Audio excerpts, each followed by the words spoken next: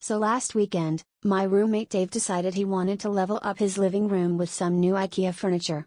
Now, Dave is one of those people who strongly believes that instructions are just corporate suggestions meant for the weak-willed, so when the big, flat-packed box arrived, he tossed the manual aside with the confidence of a man who once repaired a toaster using only duct tape and a butter knife. As his trusty sidekick, person he bribed with the promise of pizza, I was assigned the role of tool passer and, eventually, emotional support. About an hour in, things started to get a little weird. The coffee table was looking suspiciously like a bookshelf, and the bookshelf was starting to resemble abstract art. Still, Dave pressed on, only pausing to declare, "It's all modular anyway." Meanwhile, our cat, Pancake, was circling us like a furry little shark, probably plotting to nap on whatever we built, regardless of its structural integrity. By hour 3, the living room looked like the aftermath of a woodshop explosion.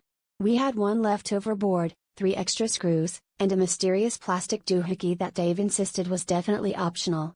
But the pièce de resistance was what we assembled in the center of the room, a tall, boxy structure with walls on all sides, a roof, and one small opening, just big enough for a cat. Pancake strolled right in, sat down, and started purring like he'd just inherited a castle.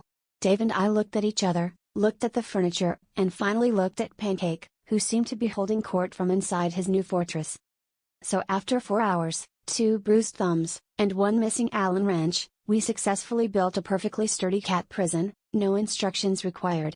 Pancake hasn't tried to escape, but I think we accidentally invented the first piece of IKEA furniture that actually assembles itself, just at cat, and it's instantly occupied. Turns out, all we needed was a little feline ingenuity. And apparently, a total disregard for Swedish engineering.